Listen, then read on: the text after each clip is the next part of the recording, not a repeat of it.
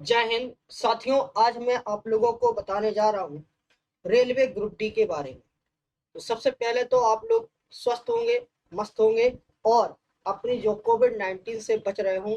आप लोगों से सिर्फ इतना ही है कि गुजर रही है जिंदगी एक ऐसे मुकाम से, अपने भी दूर हो जा रहे हैं जरा से जुकाम से। कायनात में एक कातिल बीमारी की हवा हो गई है, वक्त ने कैसा सितम छाया, दूरियां ही तबाह हो गई है। तो दूरियां बनाए रखिएगा और बने रहिएगा अपग्रेड एजुकेशन के साथ।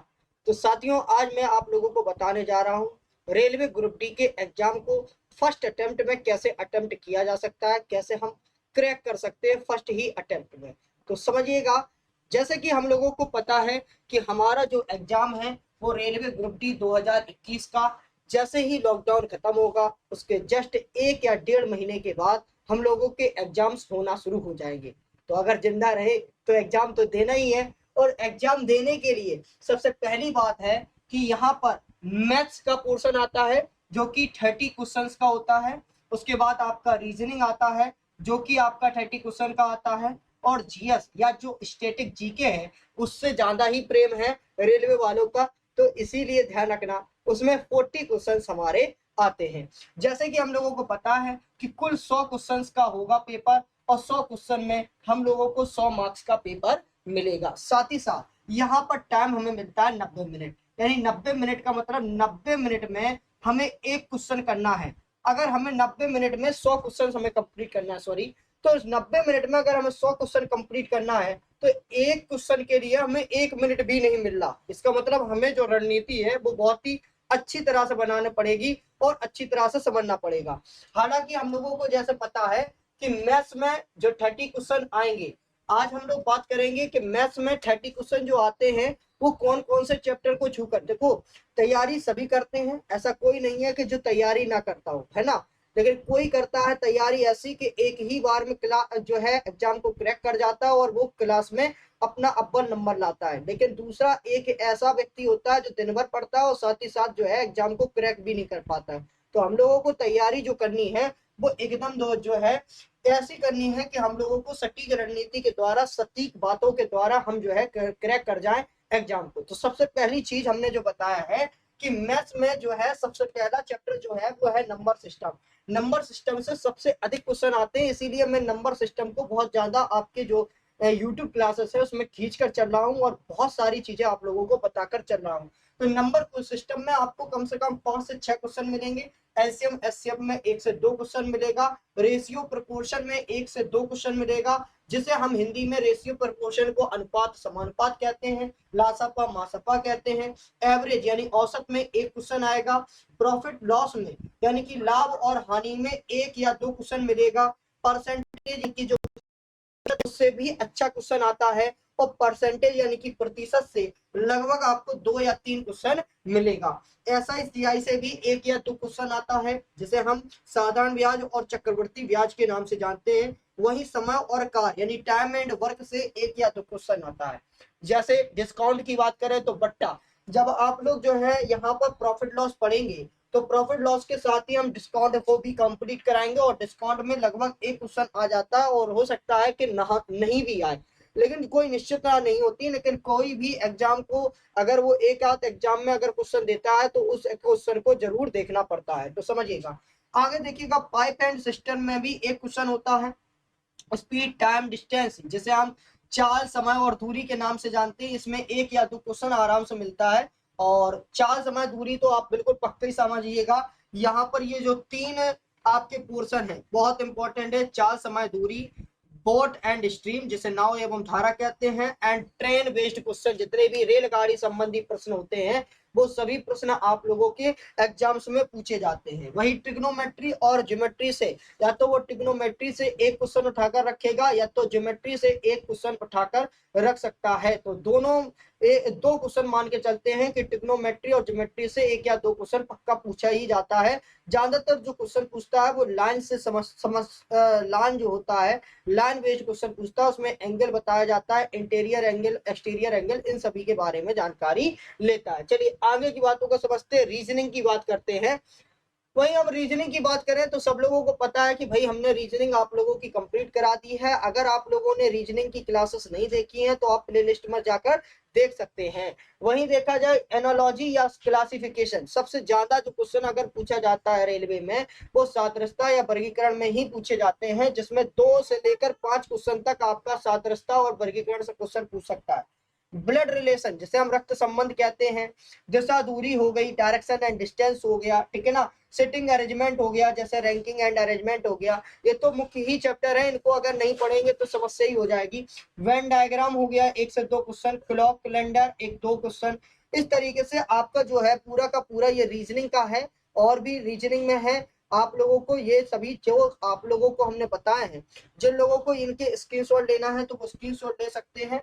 अभी जो है हम लोग बताएंगे आगे की चीजों को, जो कि आगे हम क्या करते हैं उसको समझते हैं। तो आगे की बातों को हम समझा देते हैं। रीजनिंग में जैसे कि हमने 9 चैप्टर्स आपको बताए हैं, उसी के बाद 10वां जो चैप्टर आता है वो है कोडिंग डिकोडिंग। ये बहुत ही इंपॉर्टेंट चैप्टर है, आप यहाँ पर इंपॉर्टेंट भी लगा सकते हैं। 2 से 3 क्वेश्चन कोडिंग डिकोडिंग से पक्का ही किसी भी एग्जाम में, चाहे कोई एग्जाम हो, बहरहाल हम लोग बात तो कर रहे हैं ग्रुप डी की, लेकिन ग्रुप डी के अलावा कोई भी एग्जाम हो, उस एग्जाम में कोडिंग डिकोडिंग से 2 से 3 क्वेश्चन पक्का फंसता ही फंसता है।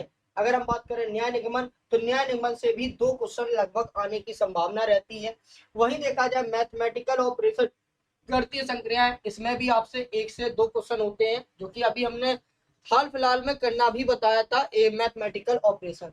वैसे ही mirror image and water image से भी क्वेश्चन आते हैं, जो जल एवं दर्पण प्रतिबिंब वाले प्रश्न होते हैं, जो कि नॉन वर्बल रीजनिंग में आते हैं। ये दोनों नॉन वर्बल रीजनिंग के पार्ट हैं, और नॉन वर्बल रीजनिंग में ज्यादातर यह मिरर इमेज, वाटर इमेज और काउंटिंग ऑफ फिगर को बहुत ही ज्यादा छूता है। इसलिए इन दोनों चैप्टर को पढ़ना तो बहुत ही इंपॉर्टेंट पड़ जाता है। और स्टेटमेंट एंड एज्यूम्पशन और कंक्लूजन, ये भी कुछ इंपॉर्टेंट है, जिन्हें हम कथन उदाहरण और कथन तर्क निष्कर्ष के नाम से जानते हैं। कभी कभी एग्जाम्स में कथन तर्क भी पूछ लेता है, जैसे हम स्टेटमेंट एंड आर्गुमेंट के नाम से भी जानते हैं। अब बात करते हैं हम तीसरा पोर्शन, जो कि है बहुत ही इंपॉर्टेंट पोर्शन, जो आप लोगों को एग्जाम में लगभग 40 नंबर देकर जाता है, जिसमें आप लोग ध्यान रखिएगा।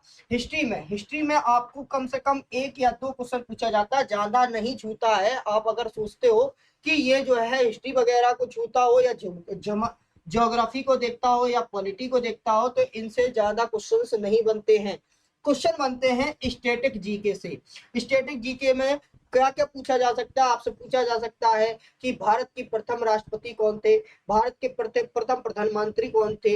ऐसे कुछ क्वेश्चन जो है वो बहुत ही ज्यादा पूछता है, तो स्टैटिक जीके से क्वेश्चन पूछा जाता है। साथ ही साइंस में भी जो बायोलॉजी पोर्शन है, इस बायोलॉजी पोर्शन को बहुत ही बढ़िया तरीके से छूता है, और बायोलॉजी पोर्शन से आपसे क्वेश्चन बहुत ही ज्यादा पूछे जाते हैं।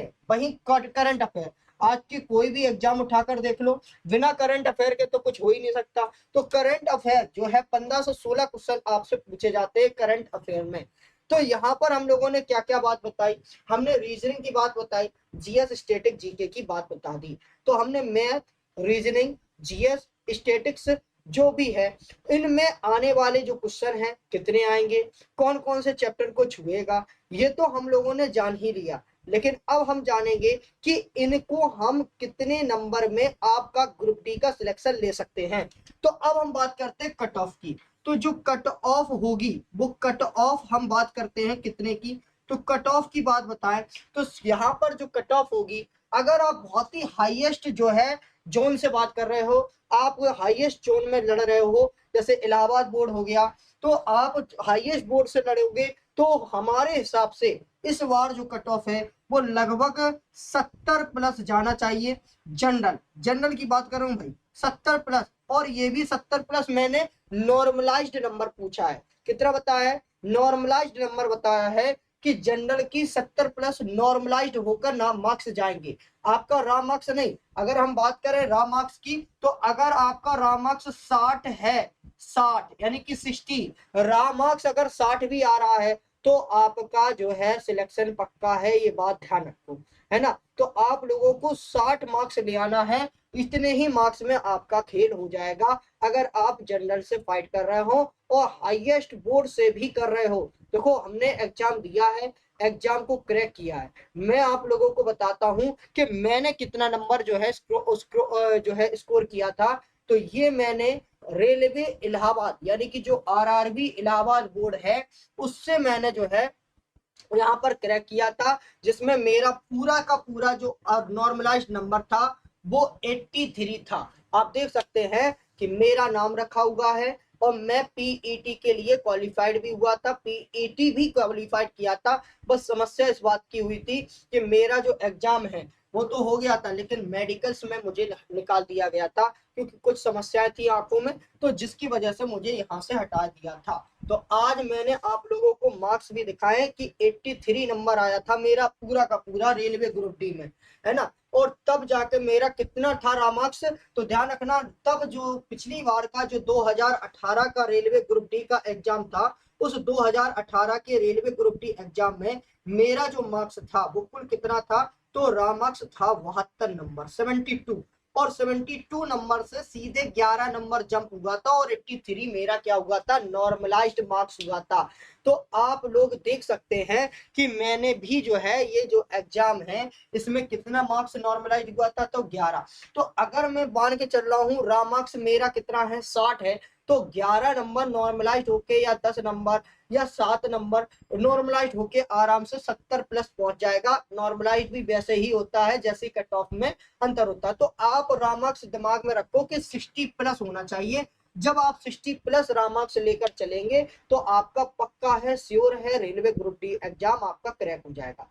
अब बात आती है कि सर ये तो ठीक है, चलो मैंने कहा कि भाई आपका रेलवे का जो है मैंने एग्जाम दिया, एग्जाम में ये चैप्टर आएंगे, मैथ में इतना आएगा, रीजनिंग में इतना आएगा, जीएस में इतना आएगा, इतना कट ऑफ जाएगा, ये सब बातें हमने बताई। लेकिन समस्या इस बात की है सर, हम कौन कौन सी किताबें पढ़ें कि हमारा जो सिलेक्शन है वो बहुत ही जल्दी हो जाए। तो ध्यान रखना किताबें पढ़ने के लिए आपको सिर्फ और सिर्फ ध्यान रखना मैथ्स और रीजनिंग का करना है प्रैक्टिस। देखो जो लोग अभी शुरुआत में पढ़ाई कर रहे हैं या जिन्होंने अभी जो है शुरुआत की है एग्जाम्स को क्लियर करने के लिए, उनके लिए थोड़ी भाई मेहनत लगेगी। भाई जो सत्य होता है ना वो हमेशा कड़वा ही होता है, ये बात ध्यान रखना। तो जो लोग जो है अभी शुरुआत में है जिन्होंने अभी मैथ और रीजनिंग का काखा गाघा तक नहीं जानते हैं, अर्थमेटिक में कौन से चैप्टर आते हैं, कौन कौन से क्वेश्चन आते हैं, टाइप वाइज क्या बनते हैं, जिन लोगों को ये चीजें नहीं आती हैं उनके लिए नहीं कह रहे, लेकिन जिन लोगों को ये चीजें आती हैं इनके बारे में पता है, तो मैथ्स और रीजनिंग कर करना है जमकर प्रैक्टिस, ठीक है ना। दूसरी बात, मैथ और रीजनिंग के बाद दूसरी होती है जीएस। प्रॉब्लम जो देती है ये जीएस देती है। अब जीएस क्या करेगा, जीएस को करना है हमें क्रैक। तो जीएस के लिए एक आती है किताब, आप लोगों को पता होना चाहिए, एक किताब आती है ये स्पीडी रेलवे सामान्य अध्ययन। ये जो बुक है ना, इस बुक को आप लोग खरीद लीजिए। और इस बुक में लगभग जो पेज हैं वो लगभग पेज हैं आपके 250 यानी 250। अब पढ़ गया हो तो पता नहीं, क्योंकि ये मेरी बहुत पुरानी किताब है, जब सन 2018 में पेपर था रेलवे ग्रुप डी का तभी मैंने खरीदा था ये। तो 2018 में ये बुक थी, तब मेरे 250 पेज थे। और अगर मैं 250 पेज को भी मैं 5-5 पेज में या 3-3 पेज में भी बांटता हूँ, तो 3-3 पेज या 5-5 पेज के हिसाब से 2 या 3 महीने में ये पूरी की पूरी कंप्लीट कर ले जाओगे। साथ ही साथ बचता है आपका साइंस। तो साइंस के लिए भी मैं प्रेफर करूंगा स्पीडी की सामान्य विज्ञान। और ये वाला जो एग्जाम है, इस एग्जाम के लिए ये बहुत ही परफेक्ट है इस एग्जाम को क्रैक करने के लिए, ठीक है ना। तो दूसरी बात यहाँ पर हमने क्या क्या बताया, एक तो स्टैटिक जीके के लिए आपको स्पीडी की सामान्य अध्ययन रखनी है, दूसरा विज्ञान के लिए स्पीडी की सामान्य विज्ञान रखनी है, ठीक है ना। दूसरी बात यहीं पर बात आती है कि सर मैथ और रीजनिंग के लिए क्या किया जाए, मैथ और रीजनिंग कैसे क्रिएट करें। तो रीजनिंग के लिए तो हम आप लोगों को चला रहे हैं ये एशचाद बुक, परफेक्ट बुक है यार। इतना है इसमें कि भाई अपना जो है एग्जाम क्रैक हो जाएगा। हमें करना भी क्या है, एग्जाम ही क्रैक करना भाई, आला उधर तो बनना नहीं है। तो सीधी बात है, इतना बहुत है। और सामान्य जो है ये रीजनिंग की बुक है, इसको प्रैक्टिस करिएगा। जो क्वेश्चन ना है उसका सॉल्यूशन आप लोगों को प्लेलिस्ट पे मिल जाएगा। साथ ही साथ मेरे पास समय कम था, इसलिए मैंने मैथ की जो है ये सुमित्रा की ट्रिकी मैथ लगाई थी, इसको मैंने पूरा कंप्लीट कर लिया था और तब जाके मेरा जो है एग्जाम क्लियर हो गया था। अब बात आती है सर ठीक है, मैंने माना कि भाई जीएस में मैंने ये 2 किताबें पढ़ ली, रीजनिंग में इतना पढ़ लिया और मैथ में भी पढ़ लिया, तो समस्या इस बात की आती है सर प्रैक्टिस के लिए क्या प्रेफर करें। तो प्रैक्टिस के लिए आप लोगों को प्रेफर करना पड़ेगा ये जो बुक है, जो कि आपकी करंट पब्लिकेशन की आती है रेलवे ग्रुप डी एग्जाम के लिए, बहुत ही बेहतरीन किताब है। इससे आप प्रैक्टिस कर सकते हो डेली का 2 या 3 2-3 नहीं कर पा रहे तो एक अभी लगा सकते हो। अभी एक डेली का जो है एक प्रैक्टिस सेट लगाइए, तो एक डेली का जब आप प्रैक्टिस सेट लगाओगे तो अपने आप जो है आप लोग इसको क्रैक कर जाओगे, ठीक है ना। क्योंकि अगर मान के चलो आप लोगों ने प्रैक्टिस नहीं की तो समस्या हो जाएगी। एक बात बता दें, एक कहानी भी है कि एक बार की बात है, एक प्रोफेसर था और उस प्रोफेसर वो प्रोफेसर जो था वो सीरम का प्रोफेसर था। सीरम जो होते हैं, जो मिट्टी बनाने वाले जो बर्तन होते हैं उनका प्रोफेसर था। तो जो उसने प्रोफेसर ने क्या किया कि 2 ग्रुप बनाए, एक ग्रुप ए और एक ग्रुप बी। अब ग्रुप ए को क्या कहा कि ग्रुप ए से कहा गया कि भाई एक मटका बनाकर मुझे अच्छा सा दे दो, आप जितना समय लेना चाहते हो उतना समय ले लो। उसी प्रोफेसर ने दूसरे वाले ग्रुप को कहा कि भाई तुम क्या करो कि जितने मटके बना सको आप उतने मटके बनाओ, आपकी क्वालिटी पे कोई डिपेंड नहीं करता, आप चाहे जैसी क्वालिटी का बनाइए। अब होता क्या है कि जब कुछ समय के बाद जो प्रोफेसर है वो उन दोनों के मटके को देखने जाता है, तो जो जो ग्रुप ए वाले का मटका था वो इतना बेकार बनता है कि क्या बताएं। और दूसरी बात, जो ग्रुप बी के मटके थे वो इतने अच्छे थे कि क्या बताएं। उतने अच्छे बन गए कि जो है ग्रुप ए के मटके से बहुत ही ज्यादा बेस्ट बन गए। अब ऐसा हुआ क्यों? क्योंकि उन्होंने जो है एक मटका नहीं बनाया, कई कई मटके बनाए। जब पहला मटका खराब हुआ तो दूसरा मटका दिया, दूसरा मटका खराब हुआ तो तीसरा मटका दिया। तो इस तरीके से धीरे धीरे धीरे धीरे जो है उनके जो मटके हैं वो अच्छे बन गए। अब ये हुआ कैसे? तो ये हुआ केवल और केवल प्रैक्टिस से। किससे हुआ भाई साहब? प्रैक्टिस से। तो आप लोगों को प्रैक्टिस तो करनी पड़ेगी, प्रैक्टिस नहीं करोगे हम लोग चाहे जितना पढ़ा दे आप लोगों का क्रैक नहीं होगा एग्जाम। हमने अभी भी बताया कि सच हमेशा क्या होता है? कड़वा होता है। तो आप लोग बने रहिएगा अपग्रेड एजुकेशन के साथ। रेलवे ग्रुप डी की तैयारी के लिए आप लोगों को कुछ ना कुछ कराया जाएगा यहाँ पर, ये बात कन्फर्म समझो, ठीक है ना। तो आज के लिए इतना ही, धन्यवाद। चैनल को लाइक कीजिए, सब्सक्राइब कीजिए, ज्यादा से ज्यादा लोगों को शेयर कीजिए। Thank you very much and जय हिंद।